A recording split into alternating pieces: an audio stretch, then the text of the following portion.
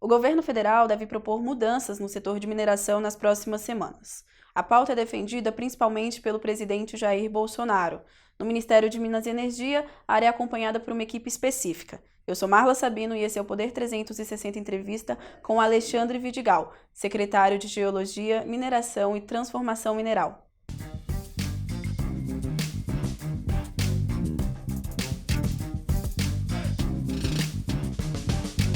Juiz federal há quase 30 anos, Alexandre Vidigal dedicou sua carreira no judiciário no setor público, questões como petróleo, mineração e setor energético. É especialista, mestre e doutor em Direito. Desde janeiro de 2019, integra a equipe do Ministério de Minas e Energia, ao lado do ministro Bento Albuquerque. Secretário, um prazer receber o senhor aqui. Boa tarde, Marla. Marla, para mim, prazer muito grande estar aqui contigo. Para começar, eu queria falar um pouco sobre leilões de mineração. O governo marcou um leilão recentemente de áreas de exploração de mineração no Tocantins. Qual a expectativa do senhor com as rodadas? Olha, a expectativa é muito grande. Esse é um primeiro modelo que nós estamos adotando. Eram áreas que já estavam incorporadas ao patrimônio do poder público e que elas precisavam ser entregues à sociedade, ao empreendimento, para que esse patrimônio se revertesse em riqueza. Como o nosso modelo de mineração é um modelo onde explora a mineração aquele que pede primeiro, né, esse é o modelo geral, nós temos esse outro modelo onde, se uma determinada área está vinculada ao poder público, então o modo como o poder público tem para desfazer dessa área, para colocar essa área no mercado para ser explorada, é pela via da licitação, da oferta pública. Então o edital está na praça já, está lançado.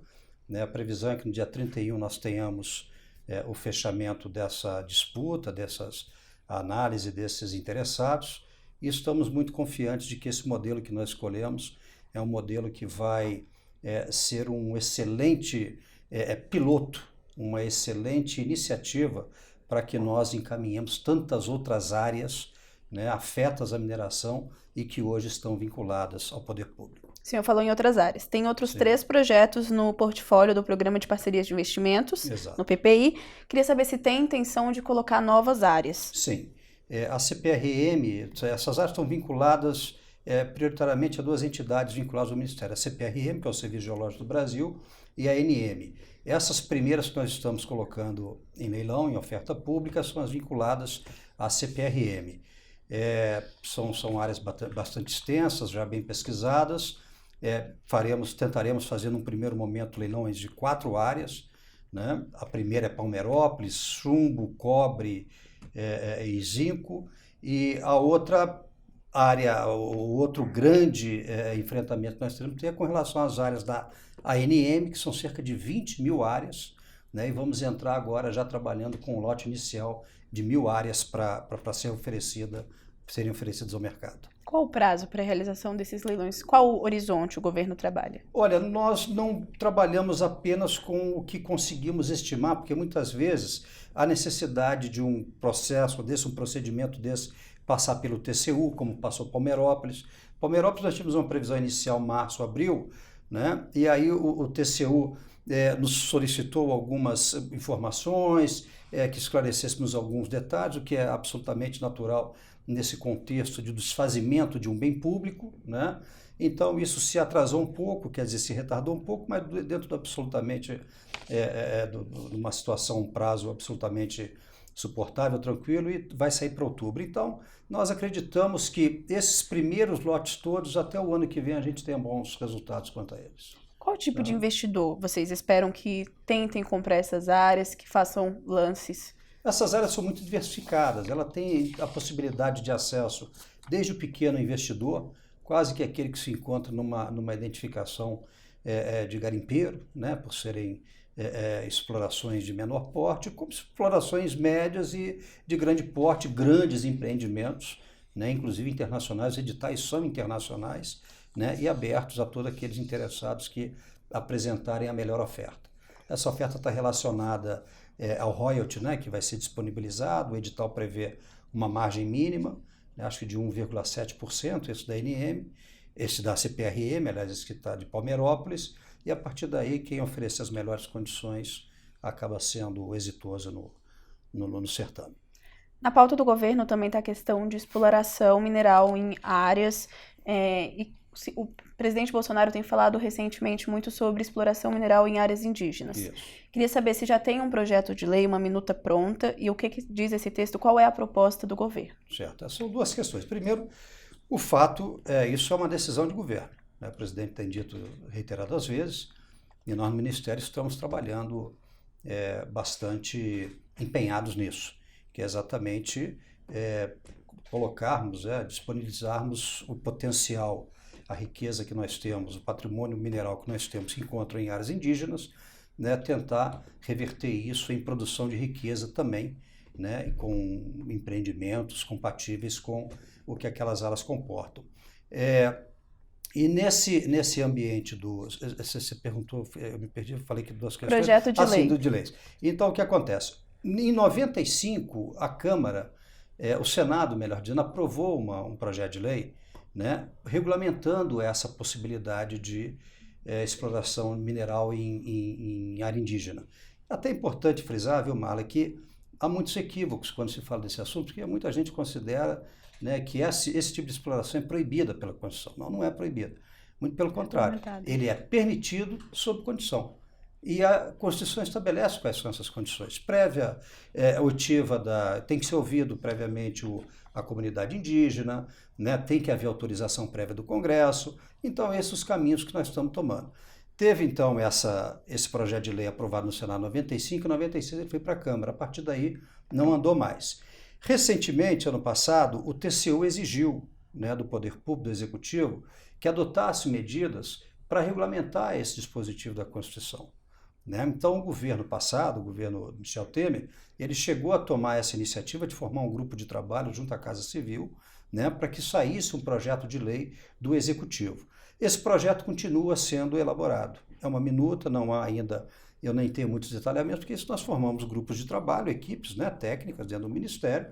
Esse é um grupo que envolve diversos ministérios, envolve a Casa Civil, envolve IBAMA, FUNAI, Ministério do Meio Ambiente, Ministério de Minas e Energia, quer dizer, ele é multissetorial. Então esse grupo tem se reunido, tem estudado, né? Isso está apenas naquela fase ainda embrionária. Acreditamos que daqui para o final do mês que vem, esse projeto executivo esteja em condições de ser apresentado, não está pronto ainda, mas quem sabe até encontre alguma alternativa de juntá-lo a esse que já tramitou pelo Senado.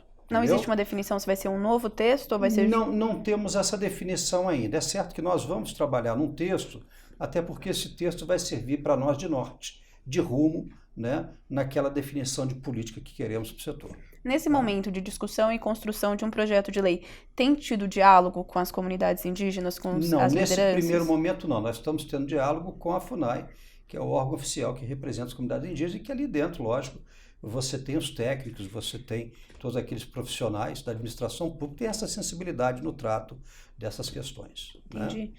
Né? O senhor falou que vai ser até o final do mês que vem. É possível, né? O prazo para enviar. Acreditamos, porque esse prazo, o TCU estabeleceu um prazo, se eu não me engano, 180 dias, esse prazo foi vencido e o Executivo pediu a prorrogação ainda no governo passado. Né? Então, essa prorrogação não sei quando mas antes disso, certamente, esse projeto, essa minuta será concluída. Em qual momento desse processo o Ministério tem intenção de conversar com as lideranças indígenas? A questão não é ter intenção só, lógico que intenção sempre teríamos, mas mais do que isso é uma exigência constitucional. Né? A Constituição determina que sejam ouvidas as comunidades indígenas. Além da Constituição, teve uma resolução da OIT, a 169, que ela foi internalizada no Brasil pelo Decreto 5.051 de 2004, né? Onde ela também estabelece algumas exigências para que possa haver a exploração dos recursos naturais em terra indígena, não só mineral, mas recursos hídricos, a própria atividade agrícola, né, explorada por terceiros e tal. Então, essa resolução, esse decreto, né, 5.051, ele já prevê algumas situações também, dentre elas que o produto dessa extração ele tem que ser revertido em parte às comunidades indígenas, que elas têm que ser ouvidas também para saber até que ponto os seus interesses são atingidos. Sobre esse tema, inclusive, Marla, é bom a gente deixar bem claro, né, que muitas vezes falam na questão do veto. A comunidade indígena vai ter o poder de veto, não vai ter. Eu nunca utilizei essa palavra, no governo a gente não procura utilizar essa palavra veto. Por quê? Porque a rigor ela não está prevista em lugar nenhum. Né? Nem que autoriza o veto, nem que desautoriza o veto, não é apropriado utilizarmos essa expressão nesse ambiente. O que nós temos que considerar é que esse trabalho, esse contexto de exploração em área indígena, né, ele tem que se dar de uma forma consensual. Isso é natural, isso é uma questão lógica. Né? Porque não adianta você ter uma determinada área indígena autorizada para ter exploração mineral e você está naquela comunidade toda uma resistência. Você não vai ter atividade empreendedora, você vai ter conflito. Né? Nenhum empreendedor vai querer entrar num ambiente, numa área, né, para ter a sua atividade empresarial, sabendo que ele não vai ter sossego. Então, quando a Constituição fala em ouvir, é lógico que semanticamente isso tem que ter um outro valor, porque uma letra constitucional ela tem um peso, mas nesse sentido de ouvir e de realmente se conhecer, né, aquela realidade, se conhecer o que está sendo colocado. Agora, um tema que tem que ser sempre tratado com muita honestidade, um debate sério, um debate franco, onde, inclusive, as comunidades indígenas tenham a oportunidade de ver, ouvir e compreender os argumentos que o próprio governo tem em favor desse tipo de exploração. Né? E nós temos N fatores, N justificativas, argumentos, que levam exatamente à conclusão desse cenário da exploração mineral em terra indígena ser um avanço, não um retrocesso. Ser muito mais do que se manter um status quo, mas algo que pode beneficiar em muito as comunidades indígenas. Inclusive, Marna, me permite, no aspecto da preservação ambiental e das próprias comunidades. Se eu coloco um empreendimento em determinada área, né, esse empreendimento, automaticamente, ele passa a ser o próprio monitorador, o próprio controlador daquela região. Então você passa a ter nesse contexto, nesse cenário, até um colaborador dessa proposta, desse apelo da preservação ambiental. Então, algumas coisas têm que ser bem avaliadas, alguns argumentos têm que ser bem trabalhados, né? Nós temos que nos despir de alguns preconceitos no debate desse tema. Né? A nós são muitos os apelos de lideranças indígenas que querem conhecer esse modelo. O mundo nos traz esse modelo. Eu estive na Austrália, conheci exploração de mineral lá, em áreas muito extensas, indígenas, onde a comunidade indígena trabalha juntamente com todo aquele setor e se beneficia muitíssimo.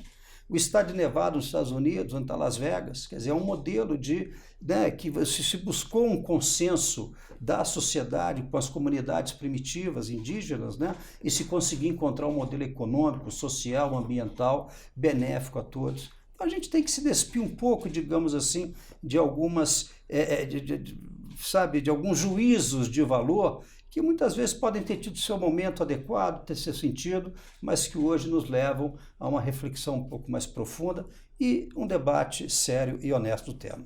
Qual vai ser o momento que o governo vai apresentar essa proposta para as comunidades indígenas, para chegar a esse consenso, também ouvir o lado deles? Qual o momento da discussão isso vai acontecer? Quando o projeto já estiver no Congresso ou antes? Olha, o arcabouço jurídico que trata desse assunto não diz em que momento. O decreto 5.051, ele fala em todas as fases. Que fases são essas? Administrativa, legislativa, né? Na fase, então, quer dizer, isso tudo há uma certa, digamos assim, um certo limbo, né, jurídico que não facilita essas compreensões. Mas isso nada que agora a legislação que se quer apresentar, seja pelo projeto que está em curso, seja esse que virá do Executivo, vai tentar aparar, né, essas arestas, tentar elucidar como é que vai ocorrer isso, mas eu imagino que o modelo adequado seja aquele. Quando a Constituição fala prévia autorização do Congresso, é você ter uma lei geral que permite essa exploração, ou eventualmente uma lei por cada área. Vamos pegar a região, por exemplo, tal área indígena em tal estado, uma lei específica. Não sei se seria esse o modelo adequado, apenas estou dando como exemplo. Está autorizado pelo Congresso, né? Aí sim, vamos ouvir a comunidade de indígenas para ver o que elas têm a dizer, qual é o melhor interesse, qual é a melhor área dentro daquela área, qual a melhor localização. Ou seja, esse diálogo, essa conversa, entendeu? Agora que isso não implique necessariamente, né, na impossibilidade da exploração e nem uma exploração mineral a qualquer custo. Esse não é o caminho, nem de um lado nem do outro. É um tema muito sensível em questão até, igual o senhor falou, de reação da população. O senhor acha que, por exemplo, aprovar isso no Congresso antes de ouvir a comunidade não pode gerar ainda mais reação da população? Mas o Congresso é uma casa aberta, o Congresso já é uma casa de todos os povos. Então, naturalmente, ali será o... Vai ter discussão. Até para o projeto de lei em discussão, evidentemente que ali será, né, o local apropriado, até para que haja audiências públicas, para que as comunidades sejam ouvidas lá. Por isso que eu te falei, quando o decreto fala em todas as fases, lá pela resolução 169 da OIT, especifica o que é a fase legislativa, administrativa, porque nada impede que você dê uma amplitude nessa possibilidade. O diálogo, ele tem que ser sempre aberto. O que se tem que ter é a construção de um modelo, mas lógico, com essa, né, com esse vetor, com esse parâmetro que para o governo, como vontade de gestão, né, como vontade política, é um tema que nós queremos avançar. Tem comunidades indígenas que alegam que invasões ilegais para exploração de minérios têm aumentado nos últimos anos e causado mais impacto ambiental nessas áreas. Queria saber como é o monitoramento da questão da exploração ilegal no Ministério e quais ações vocês têm trabalhado para evitar isso. Olha, primeiro que afirmar isso está correto. Qualquer atividade ilícita, não só no aspecto da extrativista, como do comércio, qualquer atividade clandestina ela é nociva. Qualquer delas. Então, se você tem uma atividade clandestina, ilegal, e que ela se dá sem controle, sem fiscalização, ela é danosa. Ela vai degradar. Nessa questão da mineração, os exemplos estão aí. Então, quando você vem com uma proposta de legalizar isso, é evidente que você passa a adotar o Estado de mais instrumentos para, inclusive, aperfeiçoar o modelo de monitoramento, de fiscalização, de controle, até porque você passa a legitimar o recurso que é gerado disso. Você passa o Estado, a sociedade, a se beneficiar da riqueza que esse setor está produzindo. E não na clandestinidade, onde essa riqueza era canalizada para alguns e que ninguém vê. Então, como é que você vai ter até no Estado condições e recursos financeiros para fazer controle e monitoramento, se você não tem um recurso, inclusive, para suportar essa atividade? Então, a própria atividade legal, a degradação, quando se afirma, está corretíssimo. E aí é que vem. No momento que você busca legalizar, que você busca dar um aperfeiçoamento, um cenário de legitimidade, né, de licitude a essa atividade, então você está num caminho, inclusive, para a preservação ambiental. Hoje tem alguma medida que vocês acompanham essa questão da exploração ilegal? Como o Ministério faz isso? Esse problema, a rigor, é um problema de primeira ordem de polícia, né? É um problema de polícia. E toda vez que se tem um fato relacionado à atividade clandestina e irregular minerária, isso implica, primeiro, a chegada das autoridades que têm poder de polícia, né? Seja a polícia ostensiva, né, militar, seja aquela que é da administração, onde o agente público tem aquele poder de embargar, de interditar, de destruir equipamento, né? Então isso é feito hoje. Agora, o Estado não é onipresente. Né? O Estado não tem essa capacidade em nenhum lugar do mundo, né, de estar em todo lugar. Por isso, inclusive, que existem os canais de denúncia. Se o Estado pudesse estar com seus agentes em todo lugar, vendo tudo o que acontece, não haveriam canais de denúncias. Os canais existem, exatamente, esses instrumentos modernos do processo penal, da colaboração premiada, né, do acolhimento, essas coisas existem por quê? Porque o Estado não tem a capacidade de desvendar esses ilícitos. Esses ilícitos têm que chegar ao Estado. Né? Então, essas estruturas dependem exatamente dessa correlação.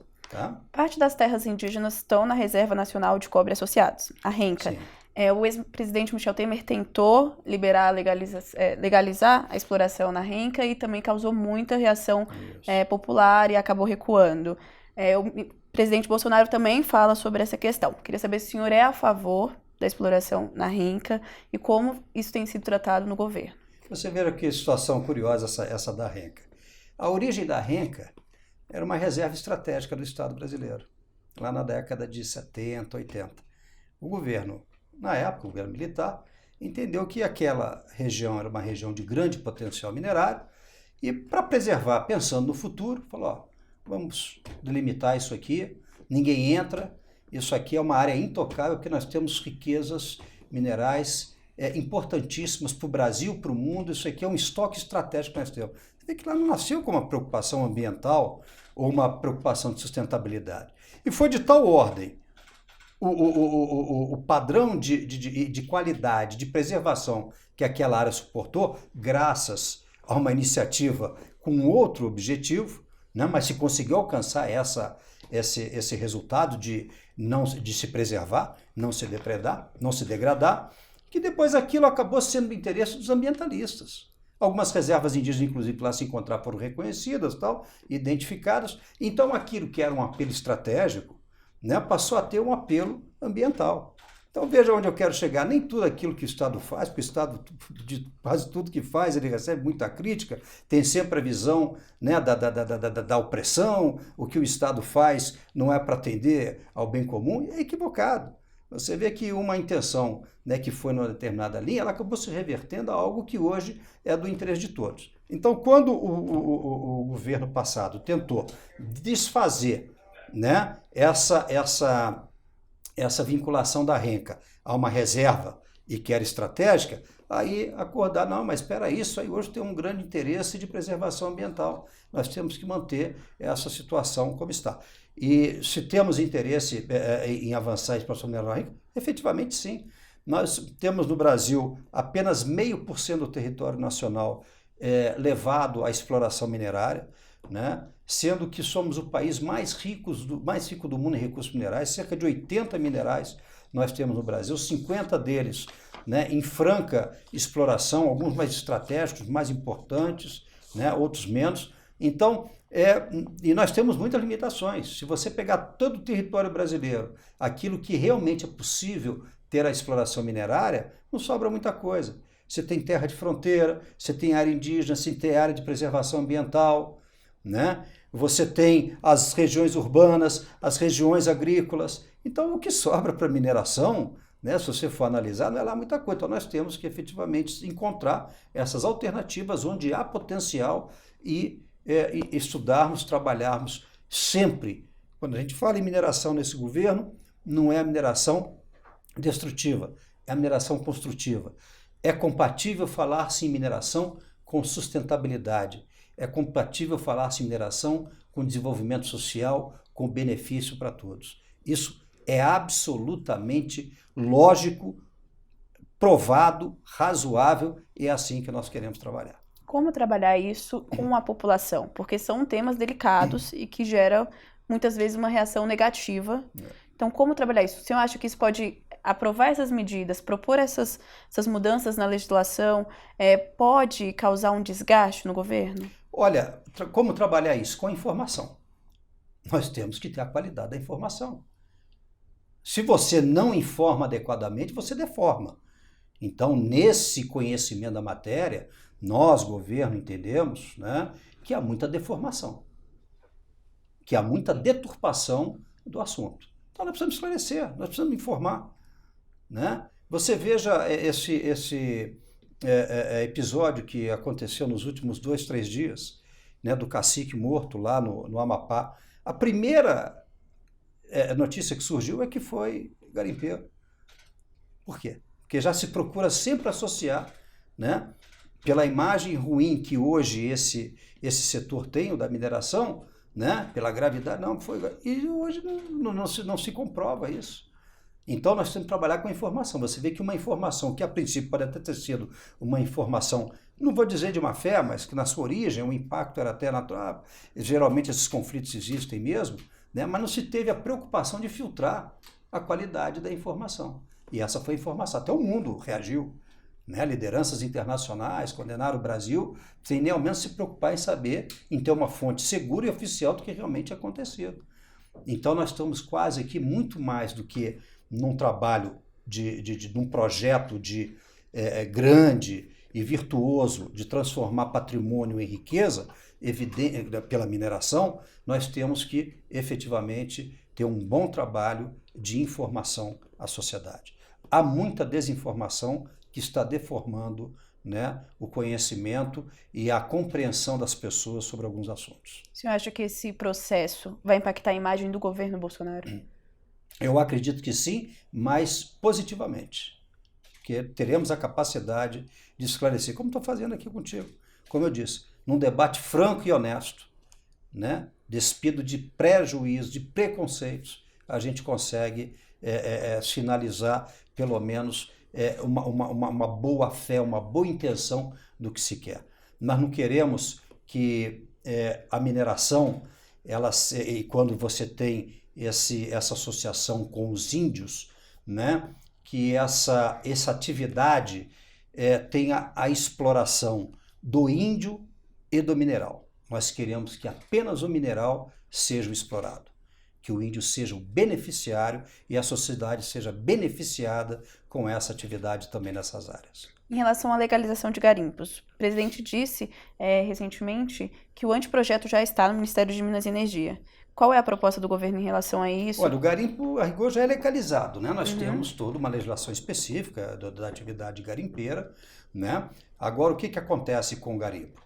Nós temos um modelo que vai fazer cerca de 10 anos, e uma lei específica que trata da atividade garimpeira, e que ele, por mais que tenha, no seu momento, né, sido uma boa alternativa, ele não se mostra, digamos assim, o melhor modelo.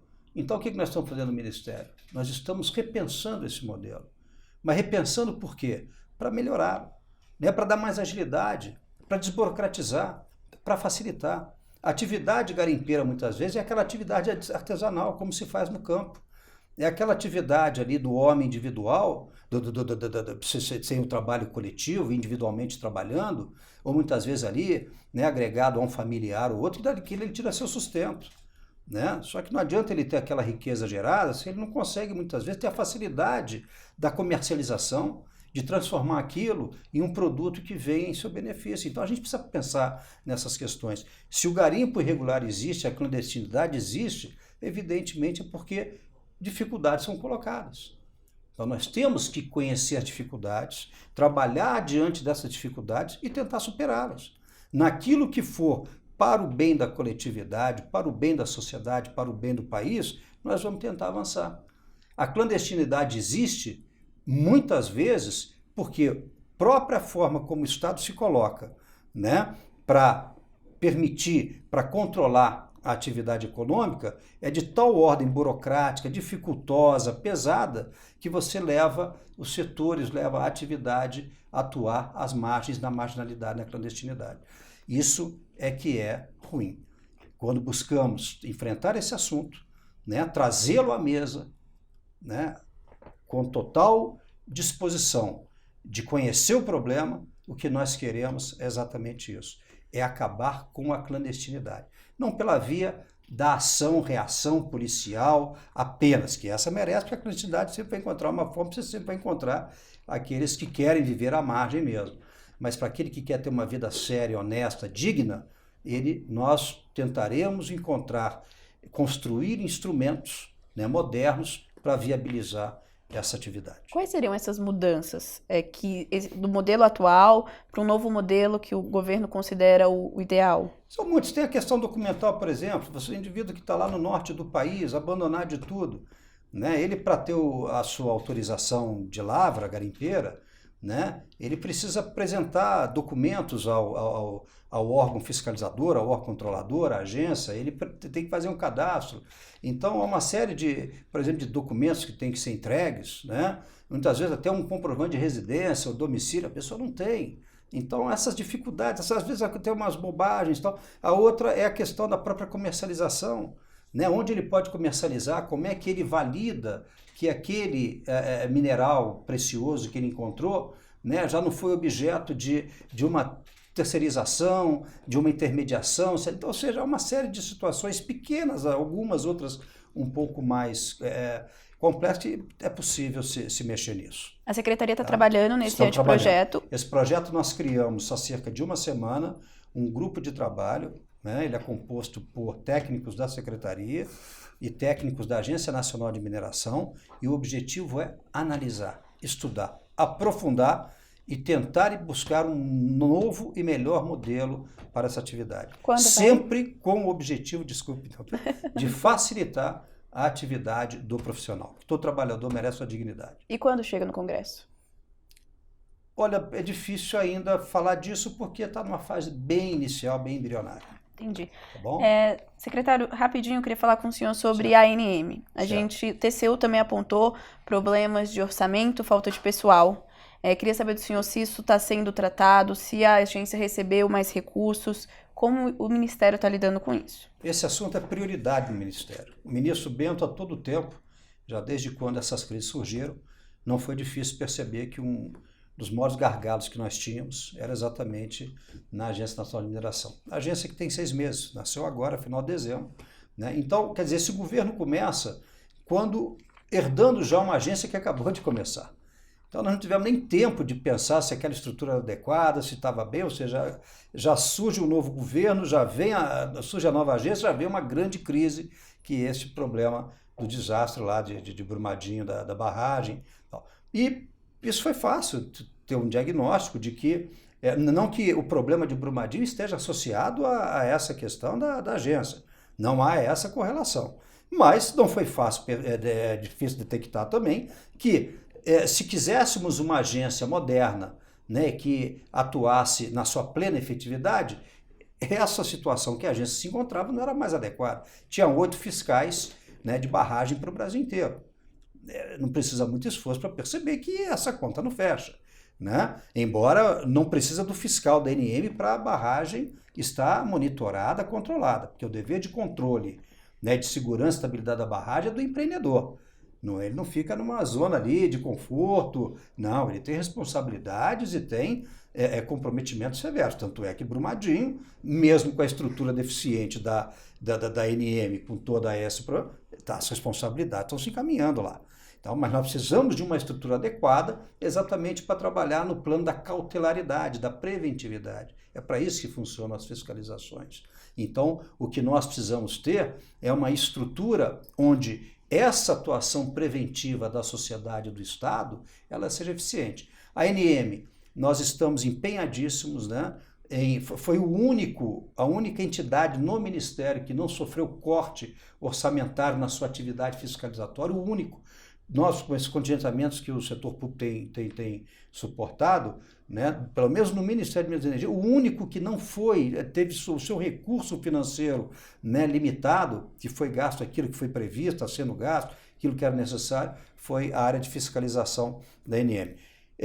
Nós não pudemos fazer concurso, né, porque um concurso você não faz do dia para a noite, é trabalhoso, você está com contenção de despesa. O que o governo fez? O governo baixou a medida provisória, onde permitiu que profissionais com conhecimento da área, né, de mineração, da área de barragens, né, esse pessoal envolvido com o conhecimento desse setor e que estavam, né, no serviço público federal, que eles se apresentassem e manifestassem o interesse de ir para a ANM. Isso foi feito. E a ANM ganhou nos últimos meses aí da ordem de 20 e poucos servidores, né, que vieram de outros órgãos públicos. E foram treinados e estão indo já a campo para atender um cronograma que tem de fiscalizar todas as barragens. Isso que eu ia perguntar, esses servidores são para a área de fiscalização? Tudo fiscal, que é o grande, digamos, porque quando surge o problema de Brumadinho, naturalmente que isso não podia passar desapercebido. Opa, peraí, se aconteceu lá, é possível acontecer em algum outro local? O que aconteceu? O que não foi feito? Então, lógico, você tem que, né, concentrar esforços para entrar quase que numa conduta de evitação do problema. E você só faz esse tipo de controle com máquina e gente, equipamento e gente. Né? Então, foi isso que nós procuramos atender. Mais gente para poder controlar. Houve um reforço na fiscalização? Sim. Como tem um cronograma? Vão ser em todas as barragens? São cerca de 400 barragens que ficaram, 800 barragens no Brasil nessa área do setor de mineração. Dessas 400 se enquadram, né, num critério, num parâmetro que define como de maior atenção. Então essas 400 e poucas, foi executado um cronograma, definido um cronograma desde março, né, pela ANM. Esse cronograma está sendo cumprido, as as mais, isso foi estabelecido também um critério de prioridade de fiscalização, então começou-se ali das mais, que chamavam mais atenção para as menos, e nós estamos aí com cerca de 180 barragens já devidamente fiscalizadas. A meta é terminar de fiscalizar todas? A meta é o final do ano. As 400 que são... As 400, tá? Para a gente terminar, queria que o senhor falasse um pouco de prioridades até o final do ano, final do mandato. O que vai estar aí no radar do senhor?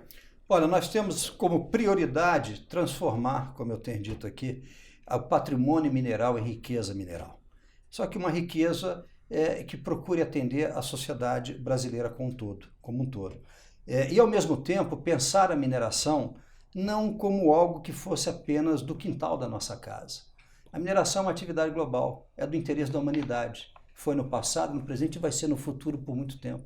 Não há novas tecnologias sem os novos recursos minerais. E o Brasil tem grandes potencialidades nisso.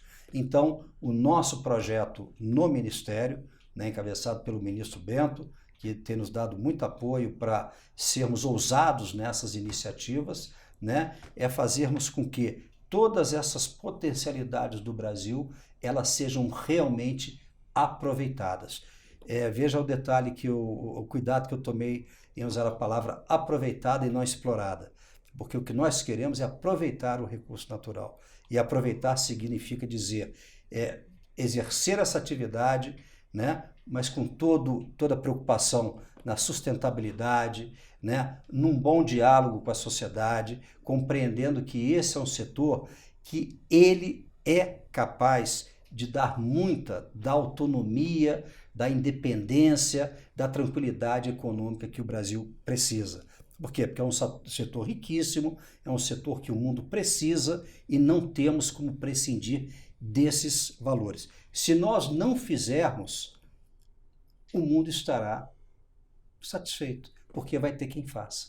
A concorrência será menor, a nossa riqueza estará lá enterrada, enquanto os outros se beneficiando das suas riquezas minerais para a sua gente. Então nós queremos sim, alavancar a mineração no Brasil e muito nesse foco da globalidade. Por isso até estamos viajando muito, conhecendo muitos modelos lá fora, trabalhando muito com os investidores, porque nós temos certeza que parte da solução da crise econômica do Brasil passa por esse potencial, essa virtude que o Brasil tem de ter esse potencial minerário. Secretário, um prazer receber o senhor aqui no nosso estúdio. Muito obrigada, viu? Obrigado a você, Marla.